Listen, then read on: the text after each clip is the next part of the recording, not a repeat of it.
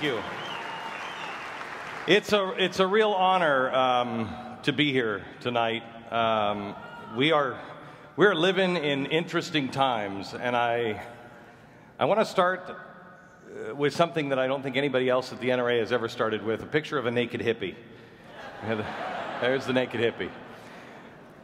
That's going to actually play a role in the talk tonight. I'll come back to it in a minute.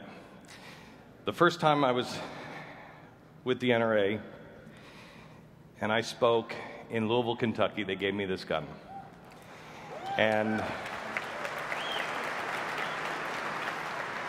this was such an amazing honor for me, but it was also one of the most terrifying times of my life, because the night I got it, they did, right before they gave this to me, a retrospective of Charlton Heston, because he had just died. And so that's the Charlton Heston gun. And so they had this gigantic 25-foot image of Charlton Heston and this big retrospective with him holding a gun just like this, saying, "Out of my cold, dead hands." And then they froze that image behind me. And they said, "And this year we would like to give this award to Glenn Beck." And then Wayne said to me, "Go ahead, say something." And as I walked to the podium, I swear to you, all I could think of was, just don't say you didn't take it out of his cold, dead hands. Just don't say that. I have no idea what I said, but I didn't say that. I want to talk to you a little bit tonight, and honestly, I have so many things to say that I've made some notes, which I don't usually use, but it was important to me that I write it down. Otherwise, we ain't getting out of here until midnight, because I've got a lot on my mind.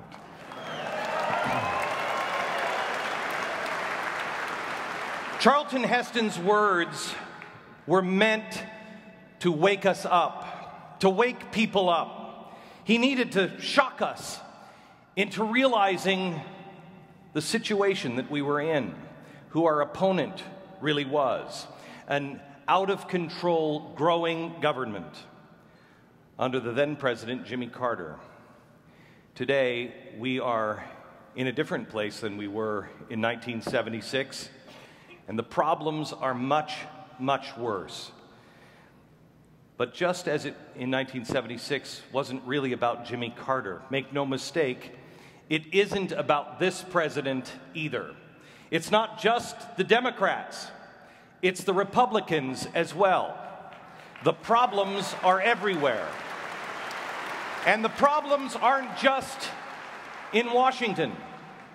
They're in the media. They're in our churches, our educational systems. They are in our own homes. The problem is the progressive ideology that is antithetical to our constitutional republic. They want to fundamentally transform our country. And I have news for you. They've just about finished that project.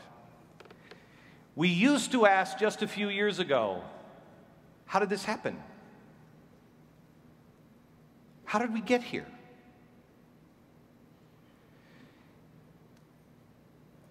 If we were to tell the truth to ourselves, we can come up with an awful lot of answers.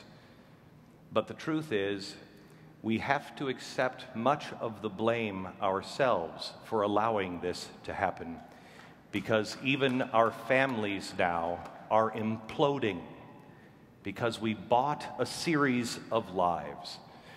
Our lies that we have been living, our constitutional rights, our way of life, the freedom of all mankind, make no mistake, is at stake. And because of this, I truly believe that our souls are at stake as well.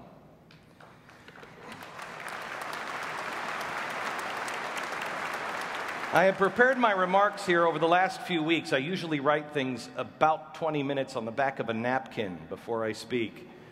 But I believe this is a very, very important time in our country.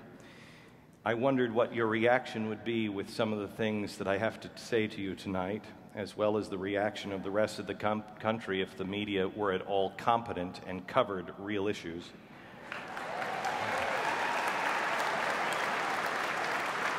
I'm going to take a different approach to what many will expect from me tonight. Parts of these things will be hard tonight, but I want to start here. I grew up in a small town in Mount Vernon, Washington. It was a small farming community. I also have lived in a high-rise in Midtown Manhattan. I have picked raspberries on my grandfather's farm. I have hunted pheasants by his side on that same farm. And I have been in the boardrooms of the global elite in Wall Street. I am fortunate enough to have seen a lot of things in my life that very few people see. But in the end, here is what I know.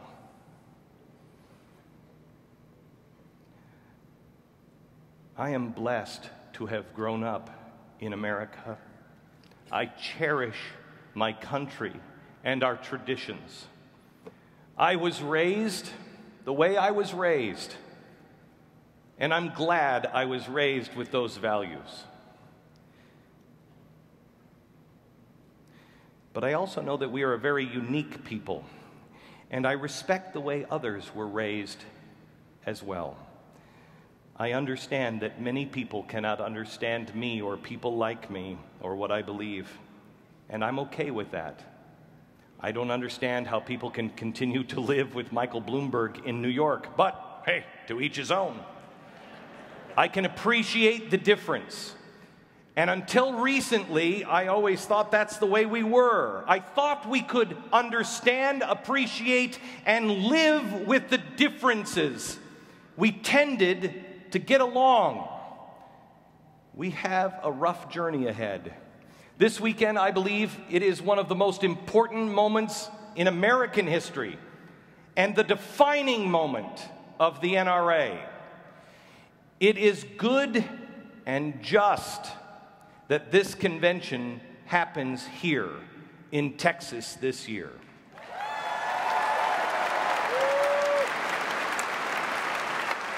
Because Texas is more than just a state.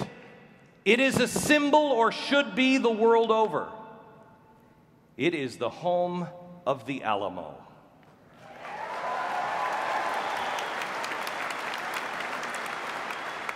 The Alamo is where that phrase, "Well, I'm going to draw a line in the sand," that's where that came from. Except I don't believe that it was said quite that way. The line in the sand was not a challenge. It was a line that William Travis put in the ground. He said, "I'm standing here, and I know what that means. And I know we're probably not going to make it out of here, but I'm standing here because it's right. And I will draw a line in the sand." And he looked at his 179 men and said, "Without malice, if you can't stand here, that's okay." Out of 179 men, 178 crossed that line. No surprise, it was a Frenchman that said, "I can't do it." James Bowie was so sick, he had somebody drag him across that line. He had to be carried to stand on that line. Colonel Travis said, "To the one that remained, best be going then." Tonight, let us dedicate ourselves, find out which side of the line we stand on. And without any malice, just like they had no malice for him, if we can't agree, Best be going then.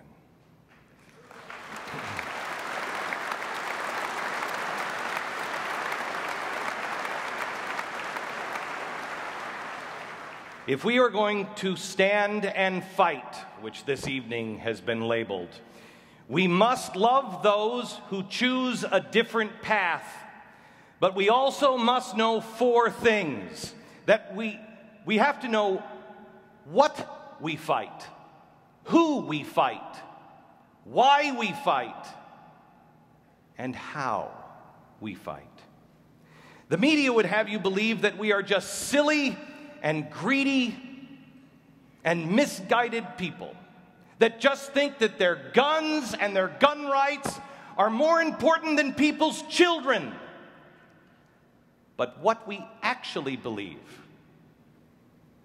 is that these things are important because of our children. The real rub of our disagreements come from the progressive elite believing that they can actually make choices for us that are better than the choices we ourselves would make. Choices on what we eat, what we drive, what we believe is moral and immoral, how to raise our children, even if or how we worship God. They think we're wrong. And so, instead of saying, best be going, they feel they must regulate us until we comply. I will not comply.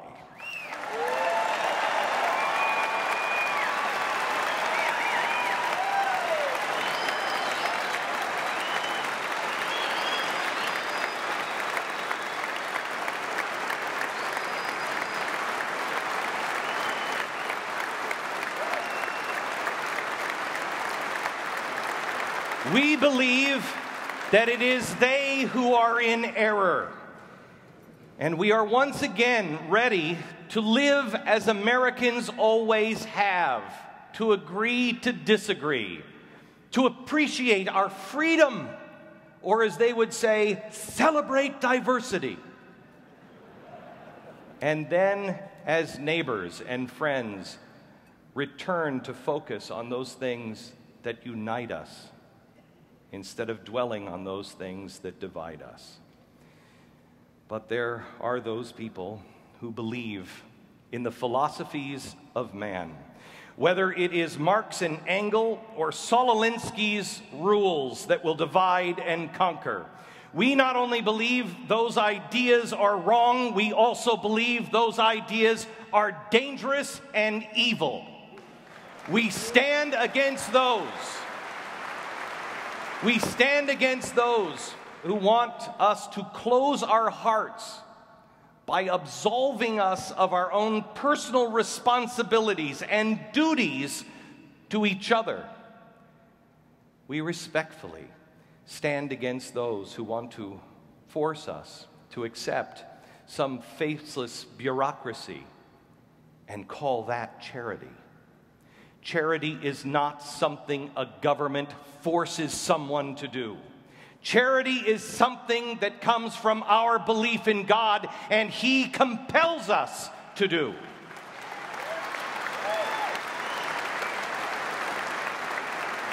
There are Americans that truly believe that they know better than everyone else. They truly believe that they should be put in charge of making all of the choices because their choice will be better than our choice. We think they are arrogant and wrong. America has been calling out for anyone, somebody, will you take responsibility? Will someone take responsibility? The culture of pass the buck now in America is so prevalent that our bucks no longer have any value. Tonight, let us pledge to each other that that era of American shame ends here.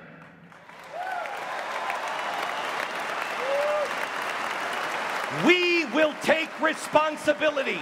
We are begging for responsibility. It begins with us.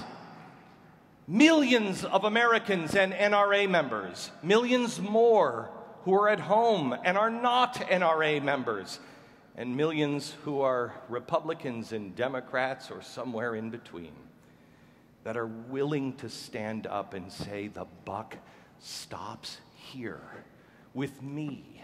I will not only take responsibility, but I will cry out in this wilderness for my God-given right to not only make my own choice, but face the consequences of those choices. This is our difference.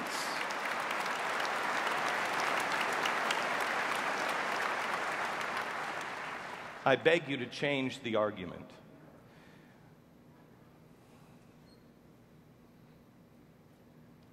I beg you to not talk about rights, but let us now start the conversation about responsibilities. It is a righteous cause. It is a righteous cause and must be cemented in the truths of the past. But because the world is dynamic, so incredibly dynamic, we must build on those truths. Patrick Henry once said, "Give me liberty or give me death." May I clarify and perhaps deepen that meaning for today. It is time we say, give me responsibility or give me death. For there is no real liberty, no real freedom, if one is not allowed to make his or her own choices and then reap the benefits or fully accept the responsibility of those choices. Give me responsibility or give me death.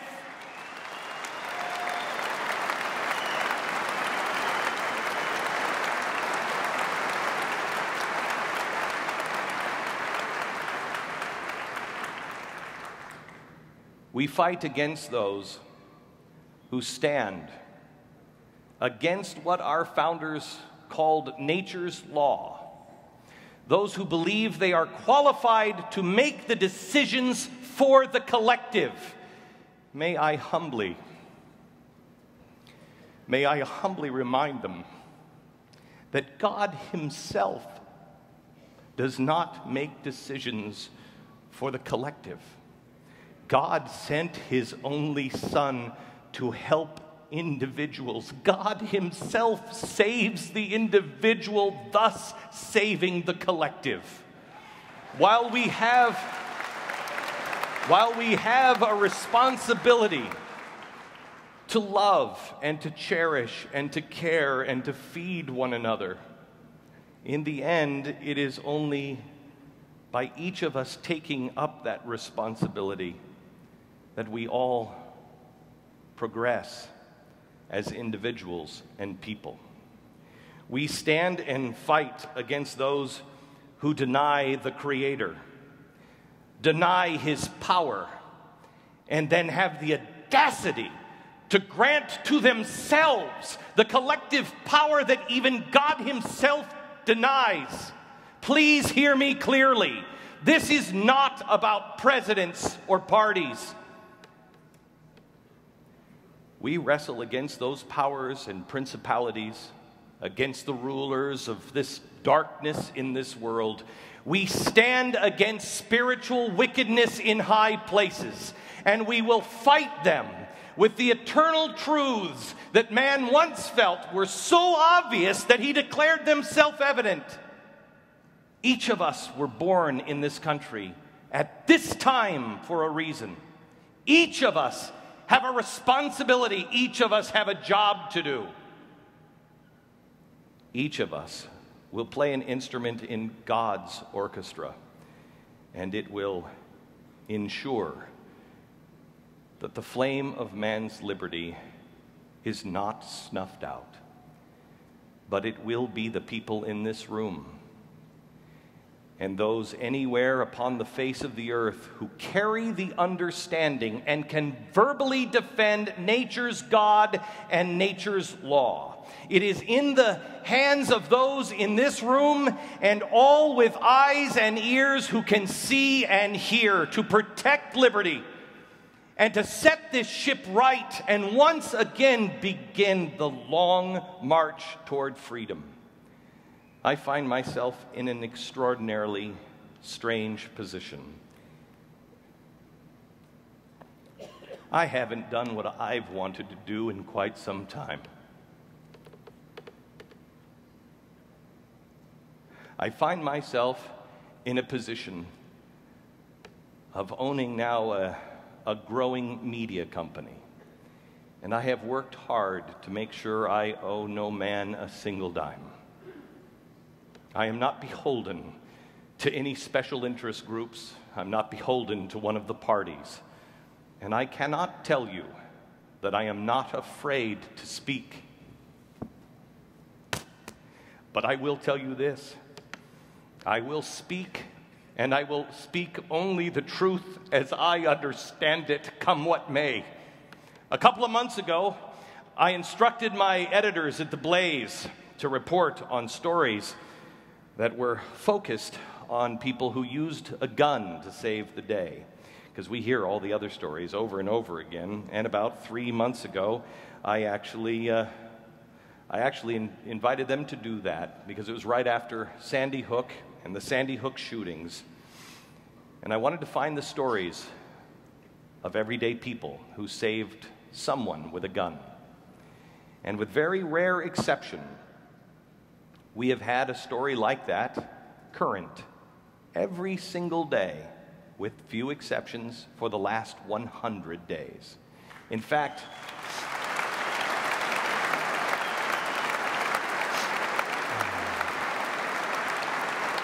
I only told my editor at The Blaze, I didn't tell anyone else, and Pat, my partner on the radio, came to me one day, it was so funny, and he said, "Glenn, there's an epidemic. There's an epidemic going on of good stuff with guns." I said, "What are you talking about?" He said, "Haven't you been reading The Blaze? Every day there's another story of somebody stopping a rape or stopping somebody from stealing something. Every day it's an epidemic of good." I said, "It's not really an epidemic of good. It's called honest journalism."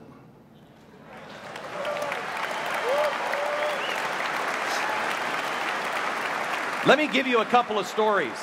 On April 4th, just a month ago, in Portland, Oregon, a woman was attacked around 10 p.m. She had just gotten out of her car. A man approached her from behind, dragged her for a while by her ponytail. We all know what would have happened next, but this woman had a gun. She pointed it at the man, and he ran like a little girl. A week earlier, in Youngstown, Ohio, an elderly woman strapped to an oxygen tank at home. She saw the shadow of a man lurking outside her window. Then the front door rattled and the glass broke. The man was inside of her home. She immediately retrieved her revolver and called out. She said, "Leave me alone! Get out of here!" But the guy kept approaching, so she shot him.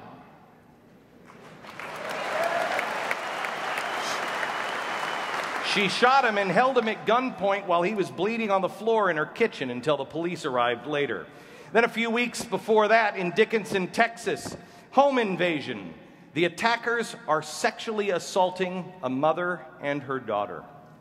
Unspeakable horror. The woman's young son had been tied up. I cannot imagine. But this young man, while hearing his mother and his sister cry out, broke his restraints. He grabbed the family handgun. Upon seeing the gun, the two men fled from the home. He saved his mother and daughter with a gun. It happens every day. And it seems to me that we are the only major media outlet in the country with the guts to report it. Why? Because truth has no agenda, but politicians and the media does. Guns save lives. Guns protect homes, businesses. Guns protect our mothers, our wives, our daughters, our children. Unfortunately, the truth is that guns, on very rare occasions, are also used by madmen to kill our children. The truth is that there are on so many occasions the only difference between your mom and sister getting raped and them walking home unmolested is a gun. It happens all the time, and it can happen to you. The other side knows this. They know it. Yet they have counted on a compliant and willing partner in the mainstream media to overlook these stories. They are counting on you not being able to find these stories. But what they haven't counted on are broadcast entities like mine, or bloggers like Michelle Malkin, Dana Lash, Ben Shapiro, and many, many others. What they didn't see coming was people like you. The willingness to share those stories, to tweet, to Facebook, or to even email to your friends. They are counting on organizations like the NRA and people who have committed to stand and fight, to fold out of fear. They are counting on you to remain quiet, for our soldiers to come home, to sit down and to be quiet, not to have the courage, like so many soldiers, to come home and tell the truth, like Marcus Luttrell or Chris Kyle.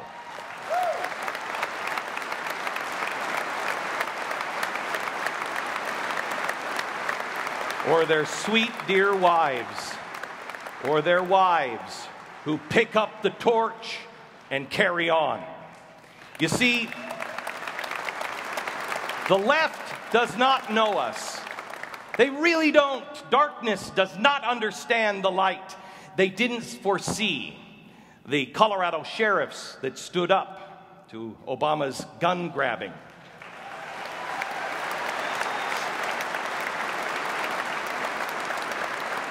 The officers in Colorado that were told, it's in your best interest to be at the Denver Police Academy, to stand behind the president and his anti-gun measures. Because I believe they answer to a higher power, or maybe they just simply can recognize the truth still, they refuse to betray the idea of freedom of conscience and betray the idea of the Bill of Rights. Let me tell you something that the sheriffs in Colorado knew. It is never in our best interests to sit down, shut up, and be quiet. It is always right to stand, always right to speak, always right to defend the truth, no matter how high the price. Always right. We have always known that there is a difference between right and wrong. America, it is far past time for us to stand and begin to declare the difference between right and wrong again. Stand up, speak out. Never give up, never give in. Since when? Since when? In America, has it become fashionable or right to stand up against your own beliefs? Since when is that in your best interest? It never has been. Some of our friends who don't understand why we are currently making such a big deal. Oh, it's just your gun, it's just a little more regulation. They don't understand, they truly don't understand. They think this is really about guns, but it's not. It's not just about the Second Amendment. It's about all of them. It's not about the right to keep and bear arms. It's about all of your rights. It's about the right of conscience and the responsibility to secure those for future generations.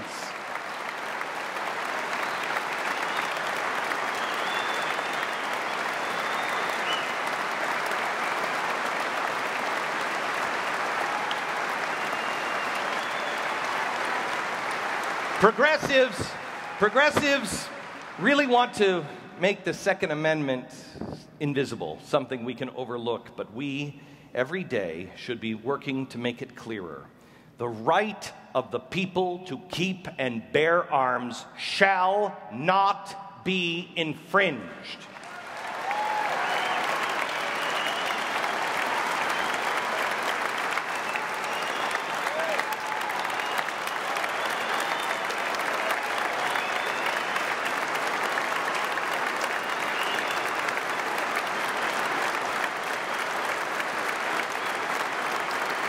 If an individual goes out and commits an unspeakable act of horror with a gun, of course this is really disturbing as I say this while I'm putting on gloves. Pay no attention to the tarp on the floor. If a man goes out and does unspeakable horror, don't blame the gun. Don't blame my gun, his gun. Don't blame the NRA. It's not the gun that is committing the unspeakable acts. It's not the gun. It is the individual. A gun has power for good or evil, depending on whose hands that gun is in. It is merely a reflection of what is in those hands. I am very blessed. Jim Sapika is here. He is the other man in the gloves. I have been looking for guns that will tell a story and teach the story of the Second Amendment. And Jim is with the NRA Museum, and if you haven't been to the NRA Museum in Washington, D.C., you need to be. Some amazing, amazing guns, and I've had to cut about half of them from this speech tonight. I want to start with this. This is actually a gun from David Barton, and this is a gun that was used the first time we fought Muslim extremists. Most people don't even realize that's what the Barbary pirates were. The shores of Tripoli. Why were our Marines named Leathernecks? Leather, so you couldn't be beheaded by the Muslim extremists. Thomas Jefferson wrote his Quran. In his version of the Quran, printed by the U.S. government, it has a warning. Pay attention to these people. They are not fooling around, and they will be the death of us. He didn't want to have a foreign war. But we were paying 75% of everything that we had over in bribes to the Barbary pirates. So he sent the Marines over. This gun was used against the Marines. Well, actually, let me start at the beginning. This is not a Barbary pirate gun, although it is decorated as one. This is actually a gun that was used in the American Revolution by the British against us. So it first fought in the hands of a British soldier. That soldier was killed. It was then picked up and used against the British by an American soldier. It was then passed to the next generation. So when Thomas Jefferson started the Marines, that American soldier took this gun and he died fighting on the shores of Tripoli. It was then picked up by a Muslim extremist. So what is this gun? Is it good or is it evil? It is nothing but a gun. A gun is only a reflection of the people that use it.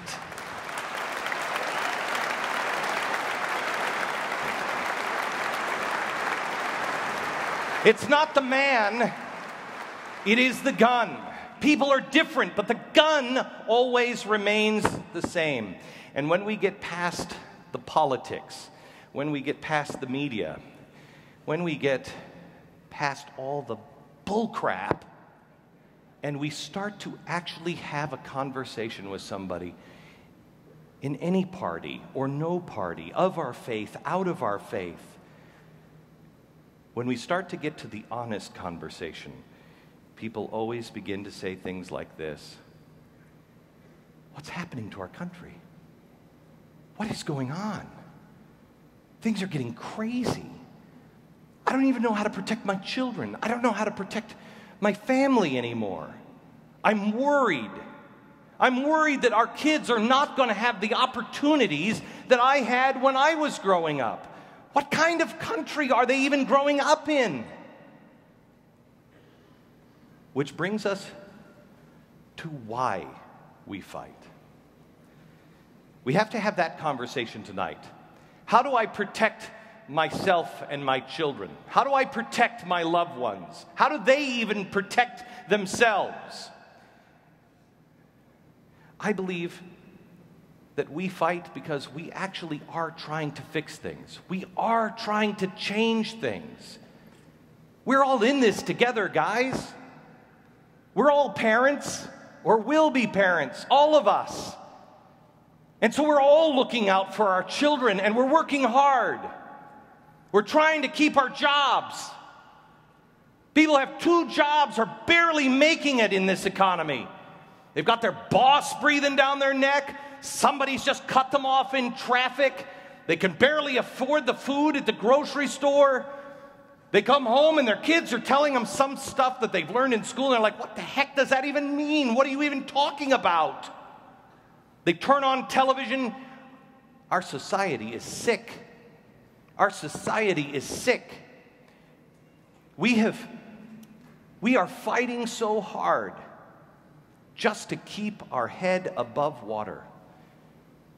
And here we are, a nation now that has become numb to the horrors of death, unless that death somehow or another has a political advantage for someone. It serves a political purpose. Then we care. Our ambassador is butchered in Benghazi. Our troops, for the first time that I know, if in at least my lifetime, our troops are instructed. They're there. They can help him. Stand down and leave the men behind. I've never heard that before. That fundamentally changes who we are. And the politicians lie, and the media fails to report.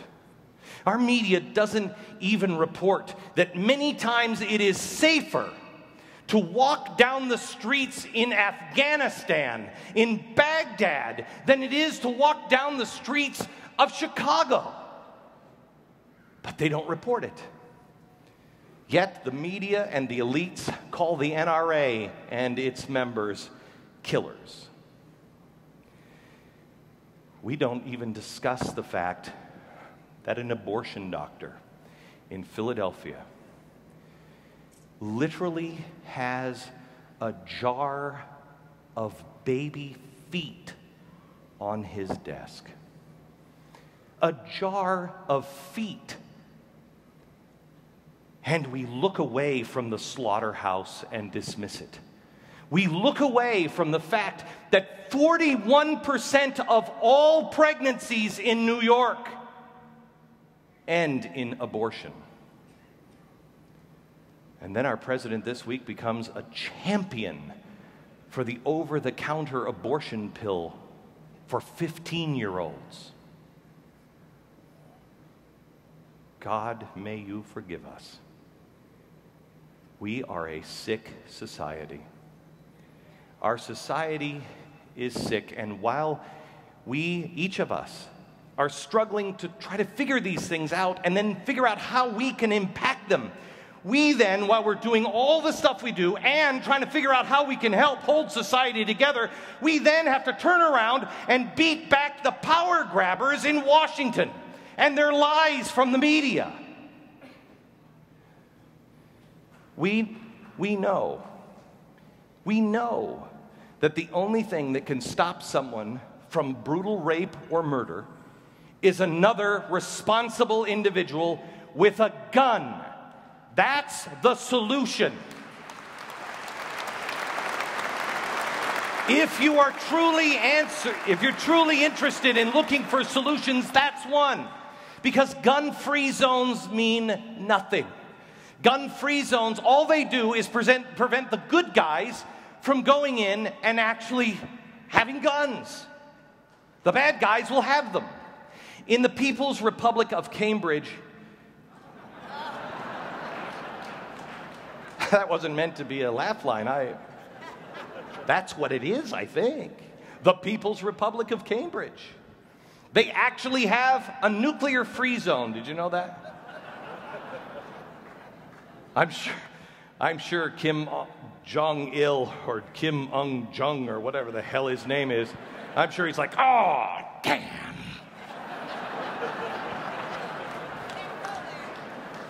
Nuclear-free zone, Cambridge. By the way, I'm going to make you feel even better. It's also a hate-free zone. So what could possibly happen? What could possibly... besides the fact that 2 of their citizens plotted mass murder right there in nuclear-free Kumbaya, Cambridge. And what did they use? I'm not kidding you. What was my grandmother's summer pastime has now been defined as a weapon of mass destruction. Not kidding you. That's a weapon of mass destruction now. Have we gone insane? Have we gone insane? Yes, we have. Yes, we have. When I asked my staff, I said, I need a pressure cooker. They all looked at each other and went, I'm not going in to ask for one.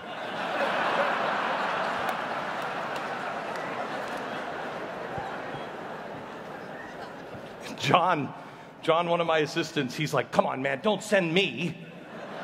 At least send a girl. And I'm like, you sexist.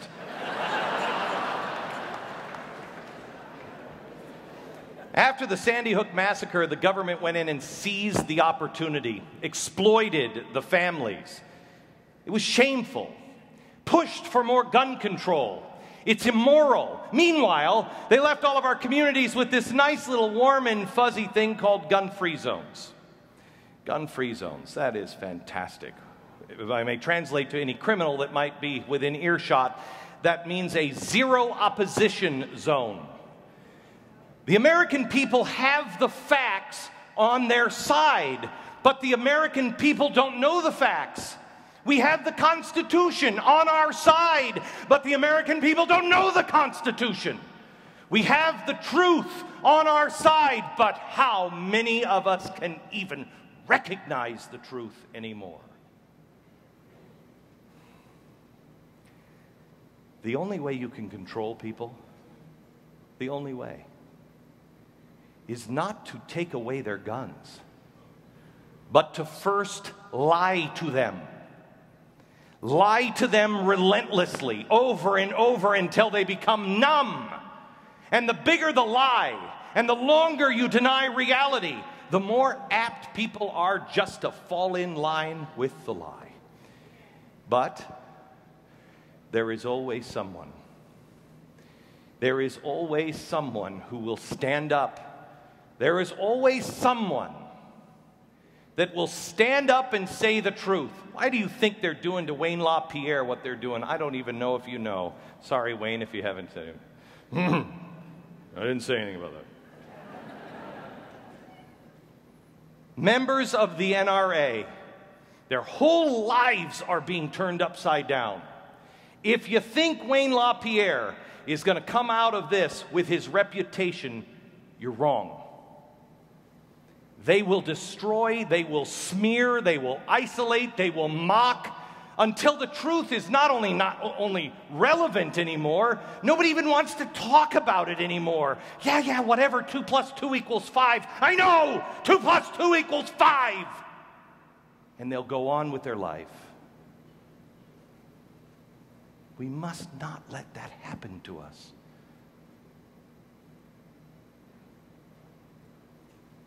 We must stand when they call us rednecks, right-wingers. I love this one. Anti-government. Or here's the latest smear. We actually live in a country now where this is a smear. When they try to smear you with the C word, Christian. Wear it as a badge of honor. It's the only thing that will save us now.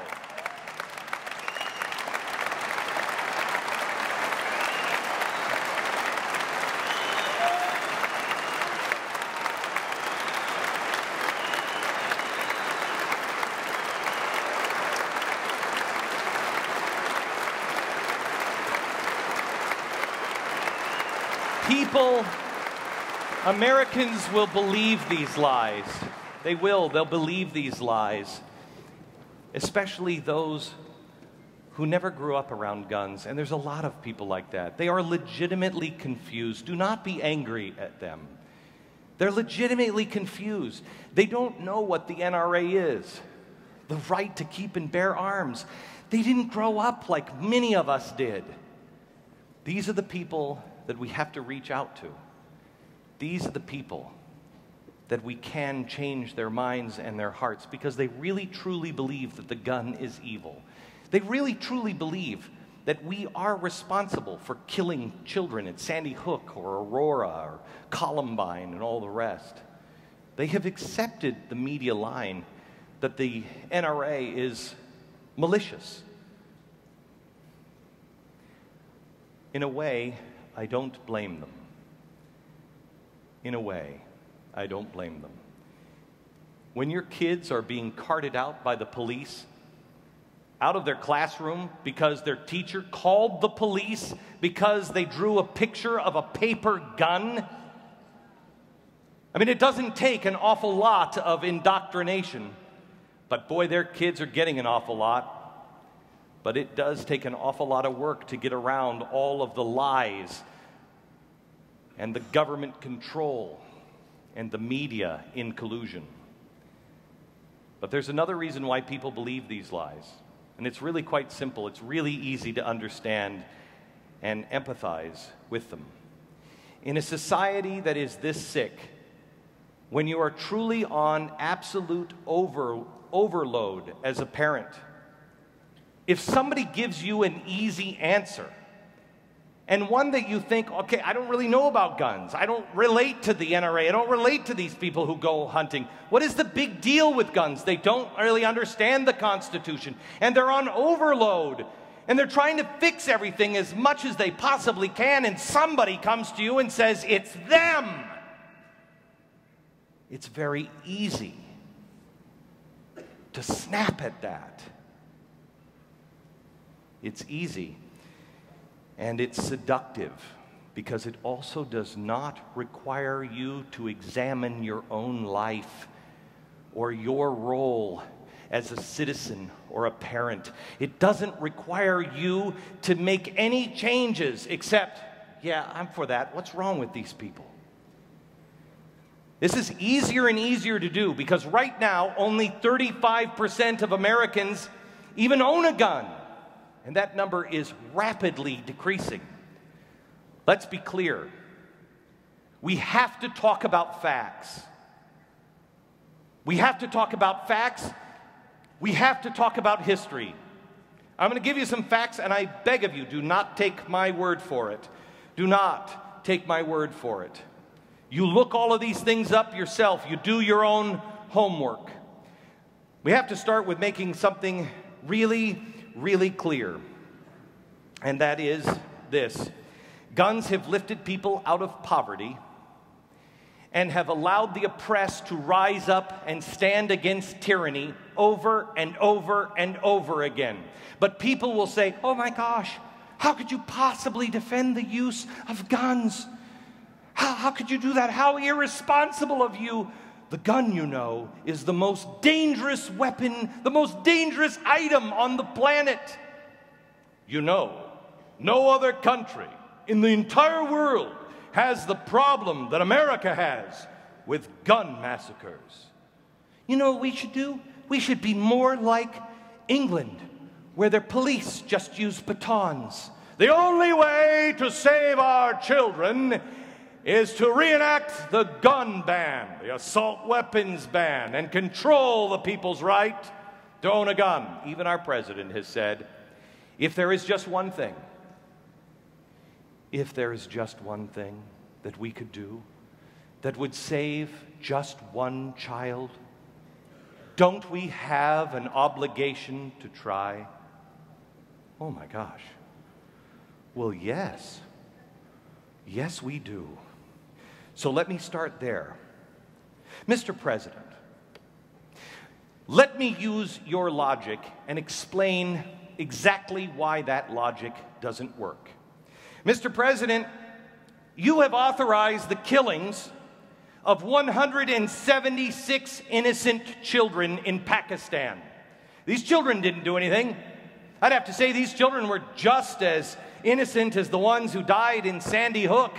Adam Lanza, sir, killed 26, 20 of them children. Your drones killed 176 innocent, lovable children that did nothing. I'd say, sir, if we used your logic, not mine, but your logic, because both were innocent. Well, Mr. President, if we used your logic to save innocent children, then I'd say we'd have to start with you, and we'd have to take the button for the drone out of your hand.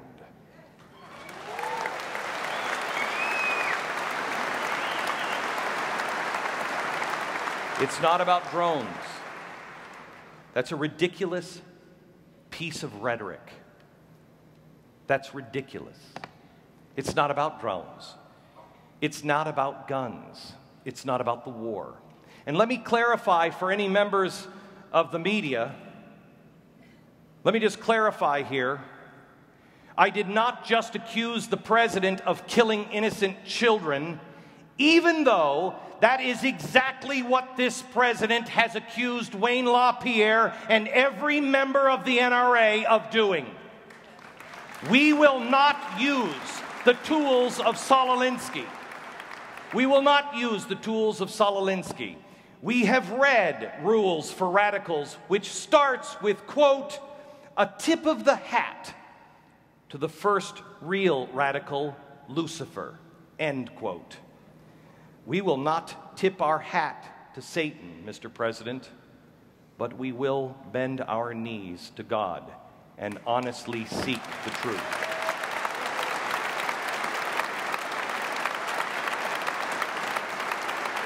To win, we have to remain rational and calm. We have to hold on to logic, because in the heat of battle, people lose logic because of fear. We make irrational decisions because you just want it to stop.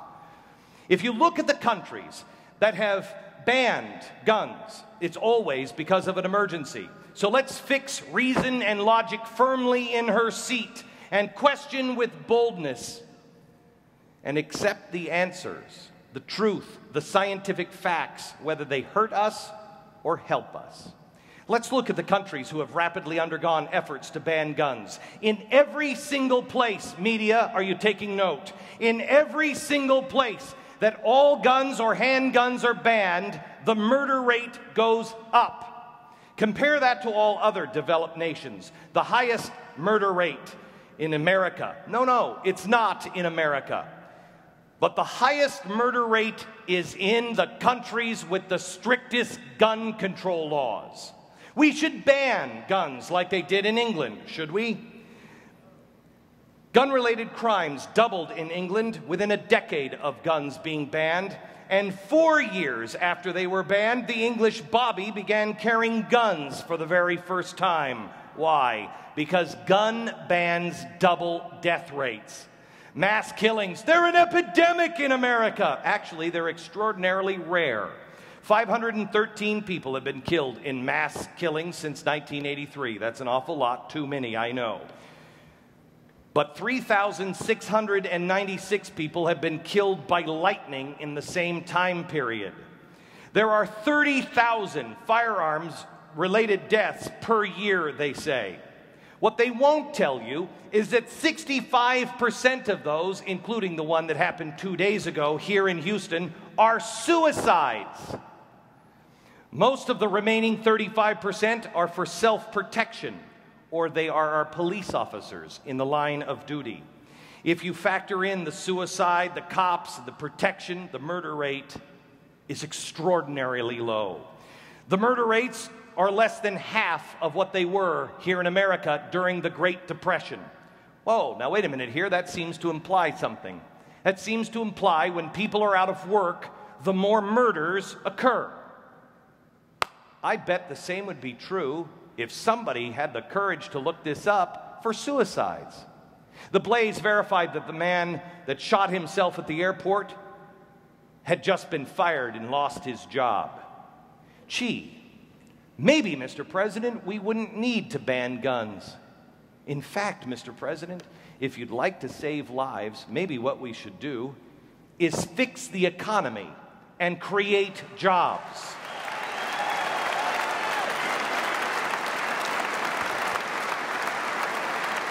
If you want to reduce gun violence, you don't close the gun stores or increase the regulation or buy up all the bullets.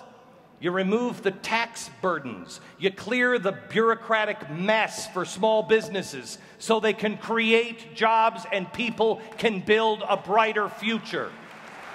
Facts matter. This one I love.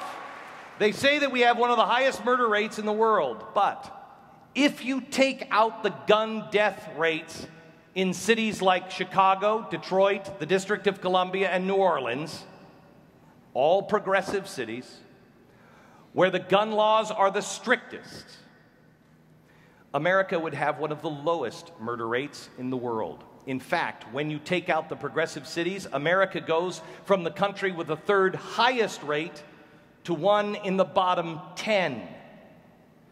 When somebody argues for gun control, they are either living in self-imposed ignorance or they are just living an argument of control. For us, tonight and every day forward from here, we must dedicate our lives to educate ourselves, our children, our families, and dedicate our lives to man's liberty. But it must become about the responsibility that we keep as citizens, to make sure that we give no more power to those in government at any level. We also must understand that many of our fellow citizens no longer want to accept any kind of responsibility at all. Thus, the explanation for Michael Bloomberg in New York City.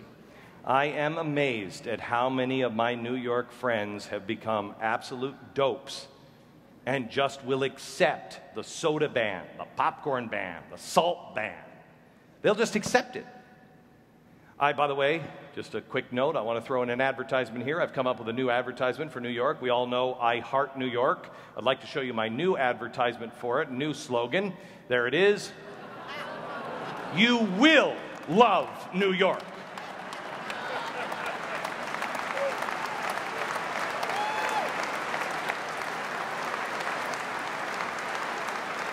Progressives like Michael Bloomberg know better than you. He claims that he doesn't have to live under the same rules exactly. For instance, he has said that global warming, by the way, what a beautiful day in Houston, Texas. Surprisingly chilly. Global warming, he said, because of that, we need a law.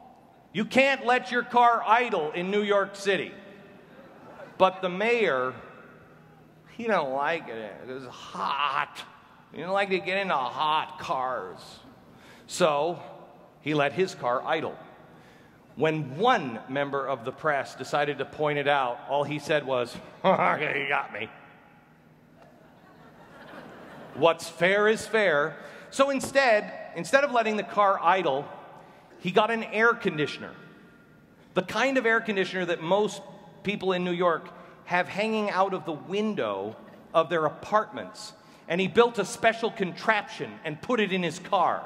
He wants to control every aspect of your life. He put that contraption on the side of the car, and then he took the extension cord and ran it into his New York skyscraper, and there it was, a home apartment air conditioner. What? What's the problem? I'm just like you, one of the people. I don't think so. He wants to control everything about your life. He wants to control what you drink, what you eat, how much you eat, how you eat. They even talked to him in an interview recently, about a week ago, and he actually said these words. Well, I don't think you could actually force everyone to exercise, but... I'm sorry, you don't think you could force everyone in New York City to exercise? Calling U-Haul, get me out of New York. Progressives are different. They are the ranchers, and you are the cattle. There are members in Congress who are absolutely pro-gun control. They don't think it's right that you should be able to have a gun. But some senators, who shall remain unnamed for the time being, maybe in the New York area, carry a gun. What's up with that? What's up with that? Well, they're different. They have death threats. Oh, okay. Michael Moore, anti-gun as it gets. His security guards have been arrested twice in airports. I don't think just for guns, but I think illegal guns. But he's different. He needs a gun. You shouldn't have a gun, but he needs a gun. Even the first progressive president, and please don't try to convince anyone that it's the longest stage in the world. Don't try to convince anyone. Please don't tell me I left those. Okay, here, there. Don't try to tell me that the progressive disease is just from a Republican or just the Democrats. I'm sorry, I was thinking of John McCain there for a second.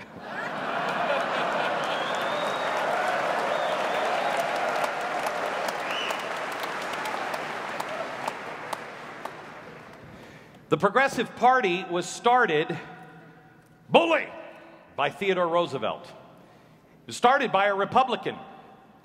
The president has the ultimate security system. He has the Secret Service.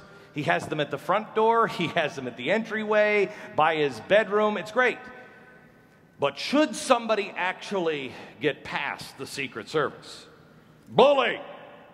Theodore Roosevelt wanted to make sure that he had his gun in the nightstand, right next to his bed, so he could shoot the guy himself. Not you, sir. Well, maybe it was you. This is the first progressive president's gun that was kept in the White House. The president really doesn't even need a gun, right? I mean, well, this president does.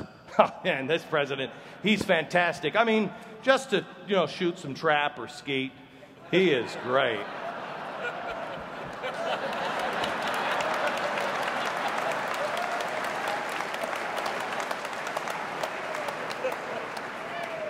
Why would the president even need a gun?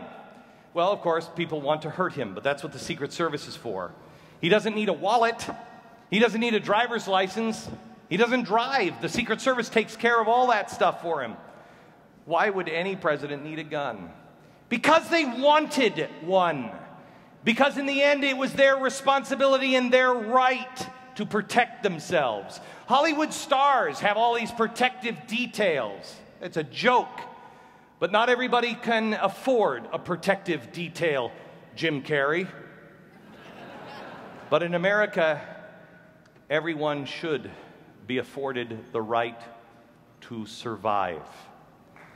I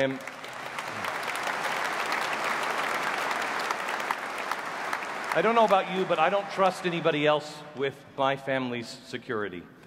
I unfortunately live in a world where I do have to have 24-hour security for myself and my family.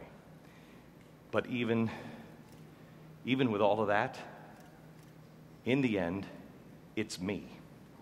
In the end, I still have a gun by my nightstand as well. How could anyone lend their life to someone else? How could you possibly feel comfortable, especially with this government? The government is trying to convince everybody, we're best to take care of you, don't worry, we've got it handled. Really? Didn't you guys just fail to notice 3 out of the 4 bombers in the Boston bombing, they overstayed their visa? 3 out of the 4, and 1 had been deported in January. 3 weeks later, another arm of DHS went, "Oh, really? Come on in." Really? You guys are protecting us? This is more than incompetence, it's criminal. It is criminal. The Second Amendment was written for The Second Amendment was written to protect our natural rights. And we have also the responsibility to throw off the chains of tyranny. Oh, there he goes, talking about throwing off the chains of tyranny. That sounds like Revolution 1, anti-government Christian, I knew it.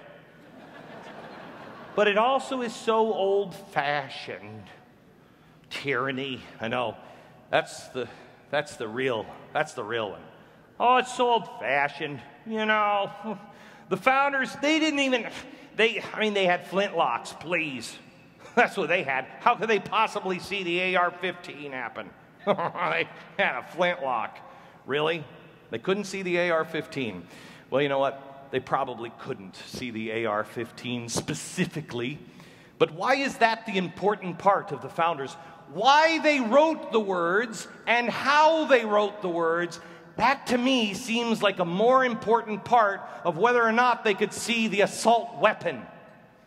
Because they wrote it in such a way that if you don't like the Constitution, you don't go around the Constitution, you go through the Constitution to change it. The founders made that possible. It's simple. It's not easy, but it is simple to do. It's called an amendment. The founders weren't anti-progress, they were anti-control. They not only expected change, they embraced change. They were change. The rule of law and the Constitution is the way for change to happen, not in the cover of darkness with an executive order.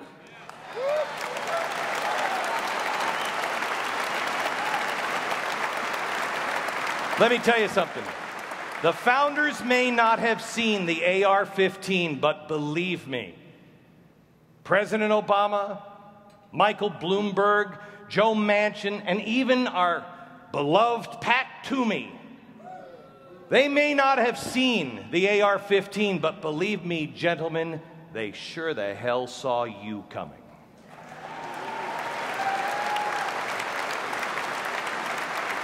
The founders also warned about a time when the government would take the guns.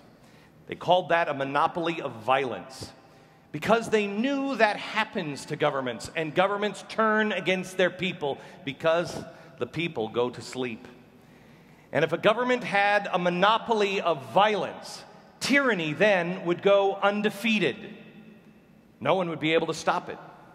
And if you think, oh, gee, there he goes again with these crazy ideas, ask the Japanese Americans about the internment camps of World War II, done by the beloved progressive president FDR through executive order. If you don't believe that the government can do terrible things to its citizens, please explain to me the Lakota Indians. The Lakota Indians that were asleep by the river when the troops arrived in the freezing cold on a December morning. This just went up. This billboard, turn in your arms, the government will take care of you. Gee, what's that about? This is politically incorrect, they've shouted all week. This is wrong, how dare you exploit the Indians? Oh, please, lefties don't start with that. For everyone's protection, there by the river, the troops began early in the morning, in a December morning, to enter the Indians' tents. They were sleeping, but for their protection, they had to take those guns. There was one boy in one tent who was deaf, He tried to hold on to his gun. He tried to explain that he had paid a lot of money for that gun. And in the struggle to hang on to it, the gun discharged. And the U.S. soldiers stepped back and unloaded on a group of women and children and men, 300 in total. 150 of them were killed that December morning. Another 51 were wounded.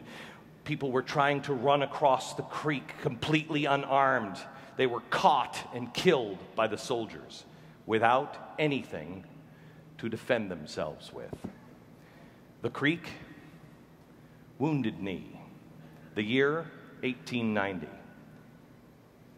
Now, the reason why I came across Wounded Knee here recently is because I was looking at the number of medals of honor that the president was giving out. And I thought, boy, he seems to have those in a Pez dispenser right now. But actually, he is giving them out at about the same rate as others.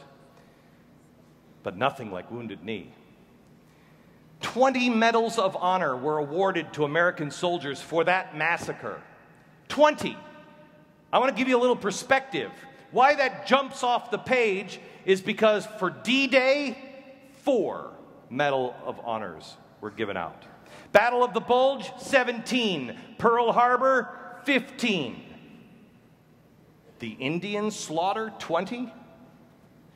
Yes, the government and the media covered it up, and they used an award to spin the tale. This gun, you want to, I don't know where I left my, thank you. This gun here actually came from that tribe. This gun was taken at Wounded Knee. This gun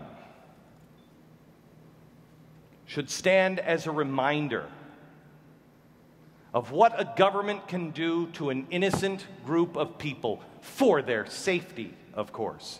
Now, for those members on the left that would like to excuse the internment camps or excuse the slaughter of Native Americans, well, why don't we go to what the American government did to the African American? Shall we go there?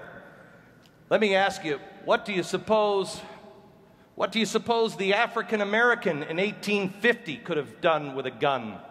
Even after they were freed in 1880, gee, a little less gun control would have been good, wouldn't it? I'm sorry, members of the left, I'm sorry, what are you saying? You're defending the gun control? After the Emancipation Proclamation, slavery was over, but not really. Not really. It's why Martin Luther King eventually marched. It didn't end after the Emancipation Proclamation. Why? Because, and do not take my word for it, look this up yourself, because of the pro-slavery Democrats in the South. They tried to disarm the blacks because the last thing they could do is have those people witness true freedom. Even after they were declared free and they were reading and educating themselves, trying to lift themselves out of poverty, up from slavery, as Booker T. Washington would say. The very last thing, the very last attempt to keep them in check was gun control. The sheriff would come and take away the guns at night, and lo and behold, wouldn't you know it, within a couple of days, here would come the Klan. If they weren't allowed to protect themselves, what good would all the knowledge be? It would all be useless in the face of a gun or a midnight raid or a torch or a sword. Americans of all colors, of all creeds, have a right to life, liberty, and the pursuit of happiness. But the Democrats at the time were not happy about this at all. They had the power in the South, and they weren't going to change. War or no war, they wouldn't change. The Democrats then decided they could put together a terrorist organization. Oh, they had a good terrorist organization. It was called the Klan. And let's clean up some mess on the Klan tonight, shall we? The Klan did not only kill blacks. They also killed any white who supported the integration into the Union as a full citizen of any black man or any woman or black man that wanted to be a citizen. If you were white and you supported, you were an enemy of the Klan as well. The Klan would kill anybody, but they loved to kill blacks. But what they really loved to kill was what they called the radical Republicans. Boy, history's getting all tangled up inside of a knot right now, isn't it? Those were the Republicans who supported racial integration or equality for all. Our history is so screwed up that we allow people to say that all whites are racists. A full 25% of the people who were lynched were white.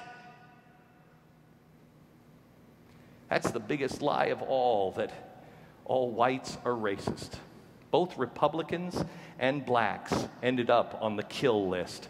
And so the Klan went around lynching families, killing them, killing whites out of hatred. 25% of all lynchings, white people who had just committed to stand and fight because it was right. A lot of times people couldn't do anything about it because they didn't have a gun, because their right had been taken away by the government. Now, if you have a gun and the Klan comes knocking at your door, how is that freedom exactly? If you don't have a gun, how could you protect yourself? Well, I have the right to have a gun, but I can't keep it, or I can't have it on me. And the left will ask, well, gee, why do you need more than a couple of bullets? I mean, what are you going to hunt with more than 6 bullets in your gun? Well, I don't know. If the Klan or the Crips or any of the gangs that are now coming across our border unimpeded, if they happen to come knocking at my door, I might need more than 6 bullets, thank you.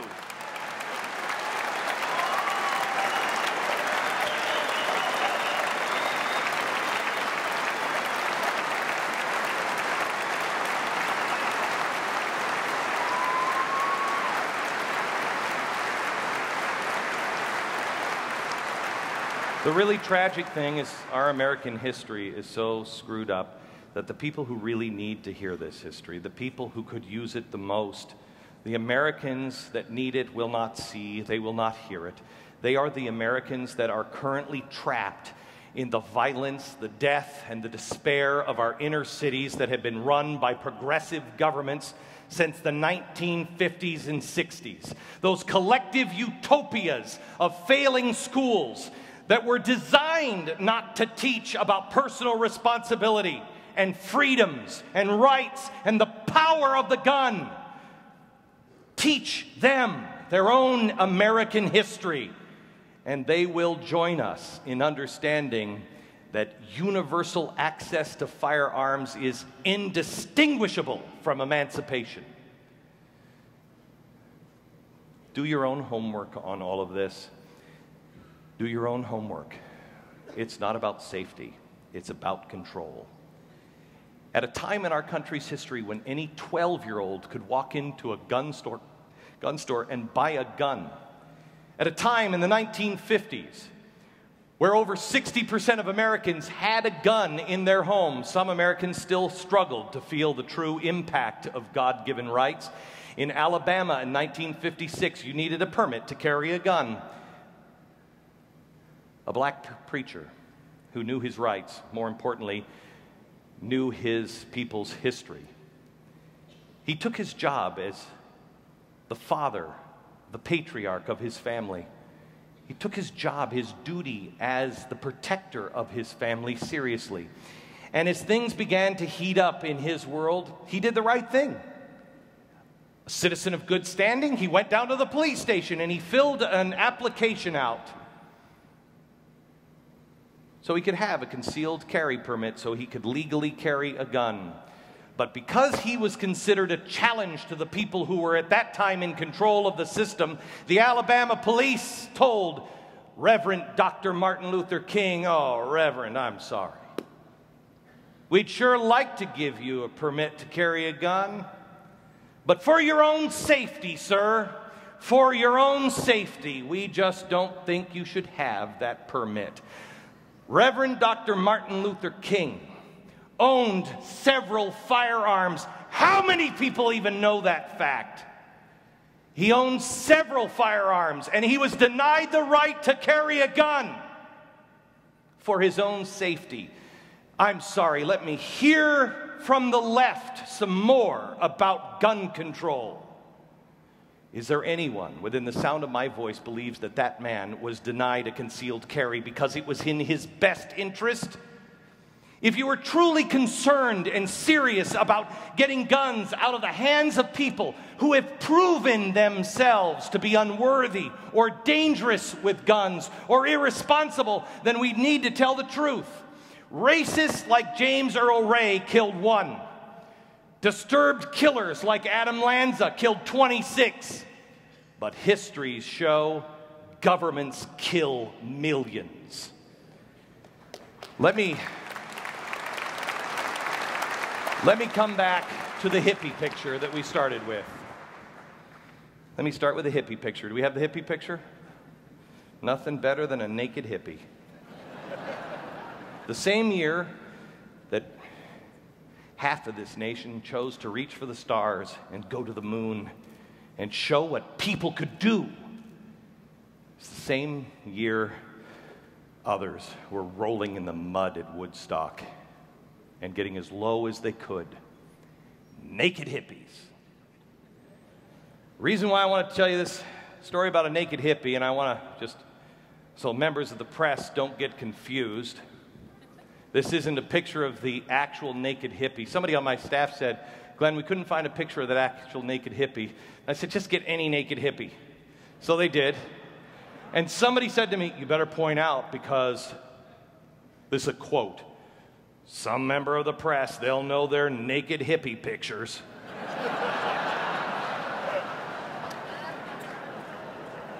And what's sad, all of us in the room went, yep.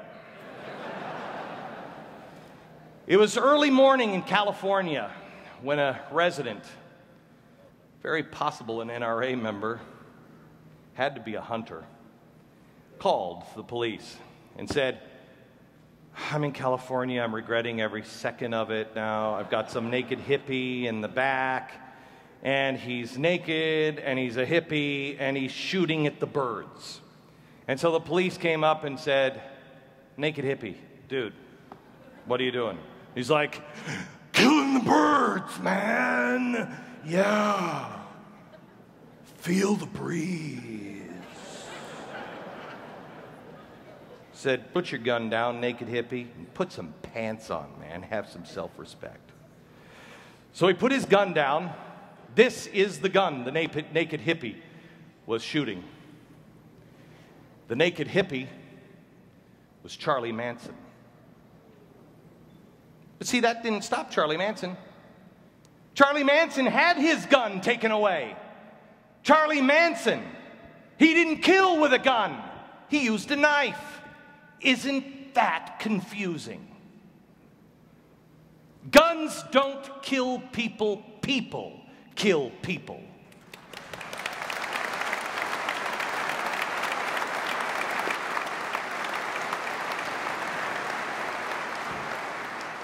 Here he was returning to Helter Skelter, one of the most brutal mass murderers on record. He and his followers used knives. It is the intent of the individual, not the weapon. We have to admit two things if we're going to actually fight and win. We have to admit two things.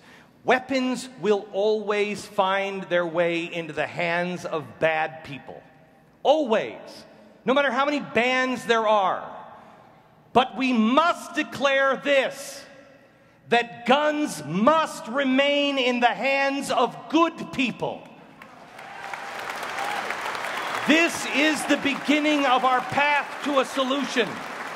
Good people who will stand and fight.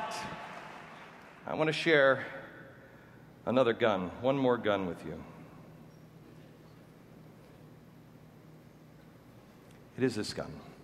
I want you to look at the torque on this gun. Look at how it is bent. This gun comes from September 11th, 2001. A moment in history that changed each of us and changed our country forever. It unfortunately defines our generation. While victims were running away, men were running in.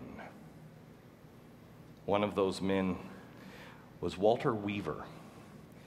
He was a police officer and a lifetime NRA member.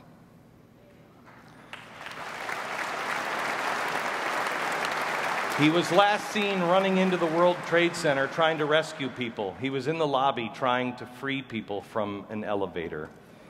A servant in his last moments of life, fighting for individual freedom until the very end. After the towers fell and the rubble began to be cleared, and people were mourned, they sifted through the rubble. This was the only reminder left. This was it. A silent token of liberty and freedom. I know enough heroes to know that they do not like to be called heroes. Do they, Mrs. Kyle, Mrs. Luttrell?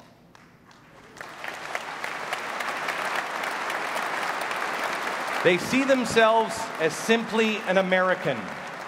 He was an example of what all of us should be. Men who just do the right thing when trouble calls out. When there is an emergency or trouble, we should be the ones who run in and run to help, not for help. We must be the action on the other side of 9/11 if we are of 9/11 if we are the ones that are going to fix this problem. I believe Walter Weaver, and I don't know this, but I'm guessing he would tell you that the police academy did not train him to be a hero.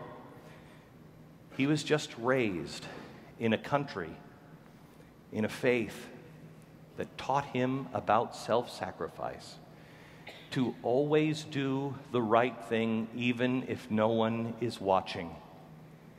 He knew those things long before he put on that uniform the first time.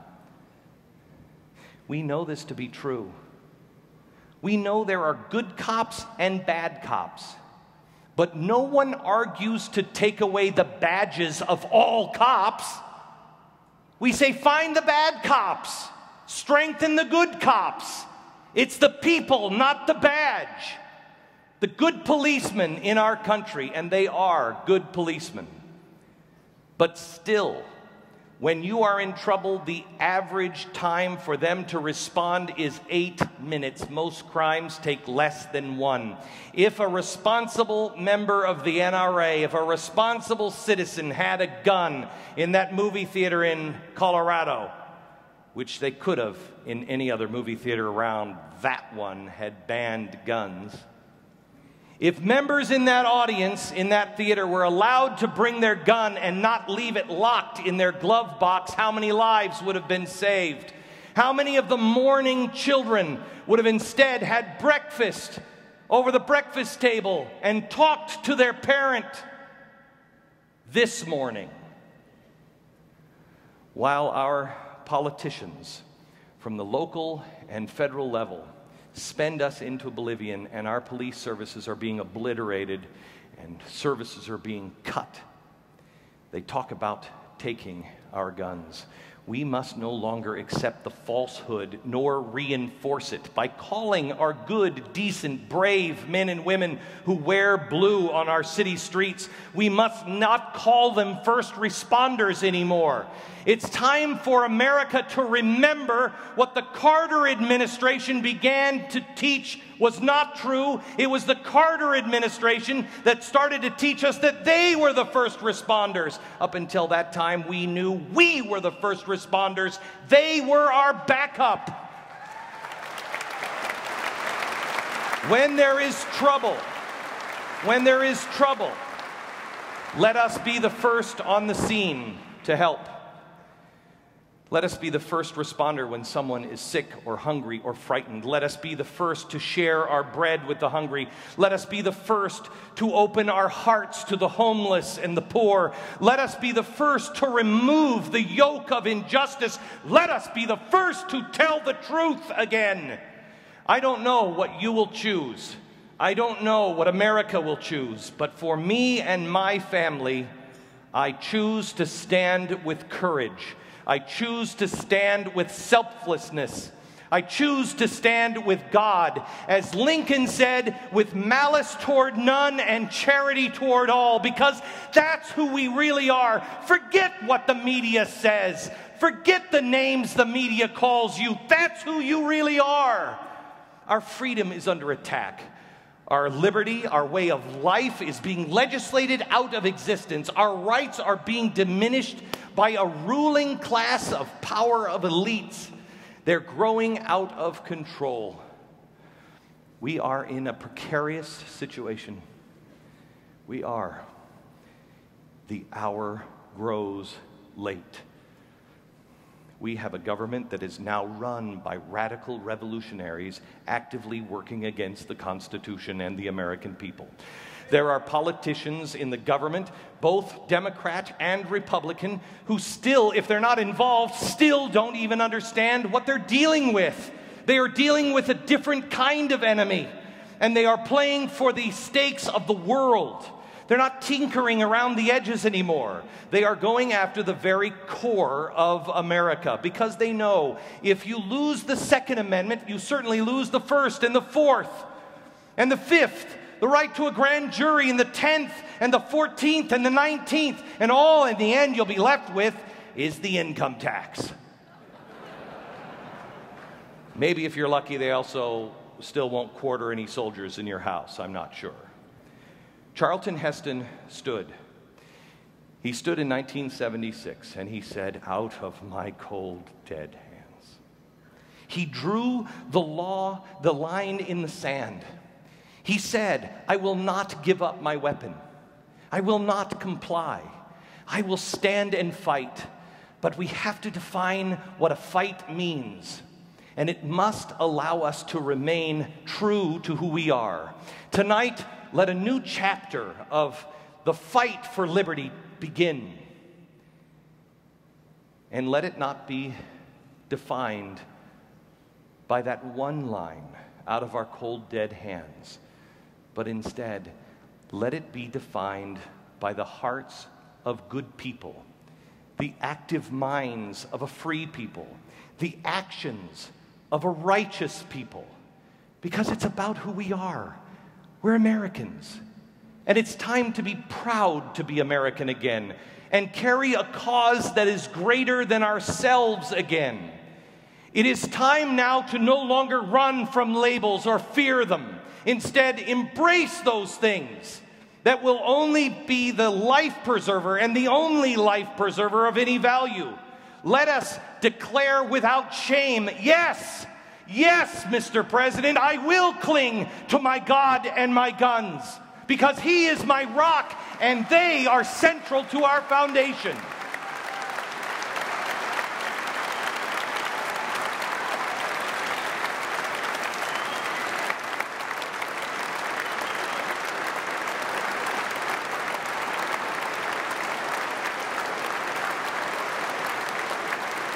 In the coming days, I will announce an effort. In the coming days, I am going to announce an effort with major partners who know the time of the day, and I hope you and the NRA will join me. We must begin to teach the American people about civil rights and how to stand with civil rights with the same vigor and discipline that was taught to my good friend Alveda King by her uncle Martin. We must learn what it means to passively resist. Let us resist with the Judeo-Christian tradition. It's what the Underground Railroad and the lunch counters and Tiananmen Square was all about. Most God-fearing, hard-working Americans have always associated things like peace activists or sit-ins or resistance with pot-smoking naked hippies. But by doing so, we have dismissed their power and their true roots. Because the media has taken the 1960s and made the cultural icon of that decade the naked hippie, we miss the truth of what truly moved us forward as a people. It wasn't free love.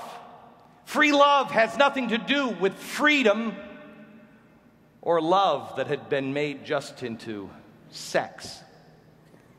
The true and powerful meaning of the 1960s was that God demands equal justice and equal rights for all of his children.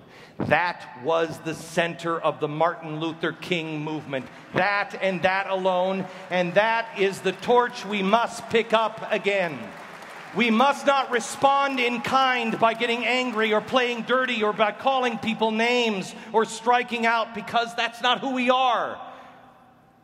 We know who they are, and we choose not to be like them.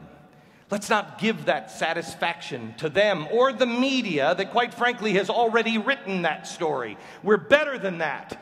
We are the law-abiding, God-fearing members of the NRA. We are Americans, and we will be clear. We will stand. We'll march if we have to. We'll stand because we must, but we will not be moved. Our right to keep and bear arms will not be infringed. We will follow the footsteps of Jesus Christ. We will follow the footsteps of Frederick Douglass, Winston Churchill, Thomas Paine, Dietrich Bonhoeffer, Ben-Gurion, Margaret Thatcher, Ronald Reagan, Gandhi, Thomas Jefferson, and Martin Luther King. Hear me now. Hear me now. We shall overcome. Let us not talk anymore about our cold, dead hands, but rather act. Rather be the people who have a cause to use our hands. It is not the gun or the knife, or as Cain discovered with Abel, the rock, but the heart that is filled with error, darkness, and coldness. That's what the problem is. So we will use our hands and we will use our hearts to lift up, to learn, to teach, to help, to heal, to protect. We will work side by side with white, black, Hispanic, Native American, off-planeters, whatever, because we don't see those divisions. We will work together as Americans, not only to preserve our rights, but the rights of our children to be safe, our wives and our daughters to not be held at gunpoint, to not be raped, and our most precious valuables of all, our children. We will stand so our children have the right to survive a simple walk down a city street, or, God forbid, a day of public education. It is not our cold, dead hands that will win this. But as always, when it comes to American victories, it will be our strong backs, our strong will, the ability to adapt and learn. It will be our warm hearts filled with love and charity for all men that will compel us to defend all men's right to life, liberty, and the pursuit of happiness. Churchill said, "We shall not falter, we shall not fail." I'll tell you that if America fails or falters, the entire world will fall into darkness. So I will add, we cannot falter, we cannot fail. We will not be the generation that historians look back to and say, what happened to these people? We will not be the generation that loses mankind's freedom.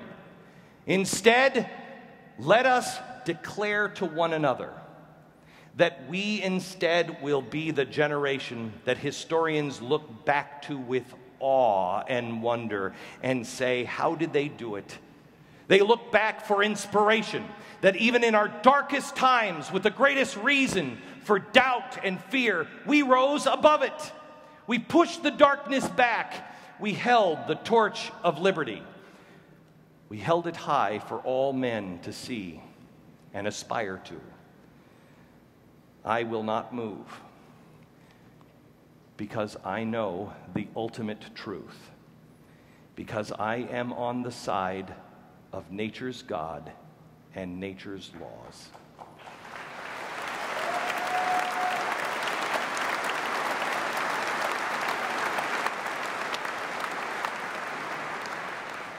Jesus was a man of love. He was a man of peace. He was a man of forgiveness. But make no mistake, Jesus Christ was also immovable. The right to keep and bear arms shall not be infringed. And we will win by strapping on the full armor of God. We shall stand firm with the belt of truth, with the breastplate of righteousness, with the shield of faith, with the helmet of salvation and the sword of the Spirit. We will fight their tactics of fear. We will fight their tactics of darkness. We will fight their lies, and we will counter them with love, peace, and equal justice for all mankind. Thank you.